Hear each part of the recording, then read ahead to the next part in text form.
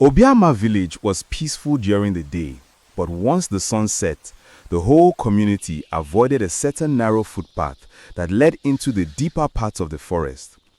The elders called it Okorondiche, the path of the others. Nobody joked with that name. Hunters refused to pass it at night. Even the strongest warriors turned back once darkness dropped. It wasn't just a path. It was a boundary between the living and something else. Some said invisible footsteps followed them whenever they dared walk close. Others heard whispers in languages no one understood. And many claimed the trees there breathed like human beings. But no one had ever truly seen what lived in that forest. Until Odogwu decided he would. He was 19, stubborn, and too proud for his own good. One evening, he sat with his friends while they roasted yam, and the topic came up. They teased him, calling him a coward, asking if he too fed the forest spirits like the old men. Odogwu, trying to prove himself, slapped his chest loudly and declared he would walk through Okorondiche at exactly midnight. His friends cheered. The villagers shook their heads. His parents begged him not to. His mother cried, saying she dreamt of something dark covering him like smoke, but Odogwu had already made up his mind. When the village gong struck midnight, he lit his lantern and stepped into the cold night. Everyone watched from their windows as he walked towards the forbidden path.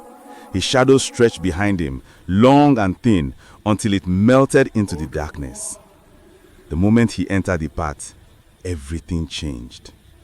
The air shifted, colder, sharper, as though he had walked into a different world entirely. His lantern flame began to shake violently, even though the air was still. The insects which normally screamed loudly at night suddenly went silent. The forest became so quiet it felt like it was listening. Odogwu swallowed hard and continued, but with every step, the road changed beneath him. The familiar path twisted strangely. The trees bent their branches toward him like giant hands. Their trunks stretched tall, taller than anything natural. The ground felt soft, like he was stepping on skin instead of soil. Then the voices began. At first it sounded faint like a distant whisper carried by the wind. Odogwu. He froze and spun around. Nobody, just darkness and twisted trees. He took another step and the voice came again, this time closer, right beside his ear. Odogwu, go back. He jumped and nearly dropped his lantern. His heart hammered so hard that he felt it in his teeth. He tried to shout, but his voice stuck in his throat. He forced himself to walk faster, trying to prove he was still brave. Then he saw it. A tall figure stood at the middle of the path. It wasn't moving. It wasn't breathing. It was simply standing, waiting. Its limbs were too long for a human. Its head was tilted unnaturally like a broken mask. A shadow stretched across the path even though there was no moonlight. Odogwu's lantern flickered violently as if terrified. Odogwu, the figure whispered again, this time in his mother's voice. He felt pain in his chest. His voice shook as he said, "My mother is at home. You can't deceive me." But the figure only tilted his head further, and the sound that escaped his mouth felt like cold fingers dragging across wood. He turned and ran. The forest reacted immediately. The ground rose under his feet. Roots curled like snakes trying to grab him. The trees leaned inward, their branches scraping his skin like claws. The air seemed to push him back, as though the forest itself wanted him. His lantern slipped from his hand and shattered, plunging him into darkness so thick that he could feel it on his skin. He kept running blindly until a hand grabbed his ankle.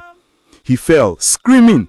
When he looked down, he saw a shadow, a perfect silhouette of himself, pulling him towards the earth, as though the ground was swallowing him.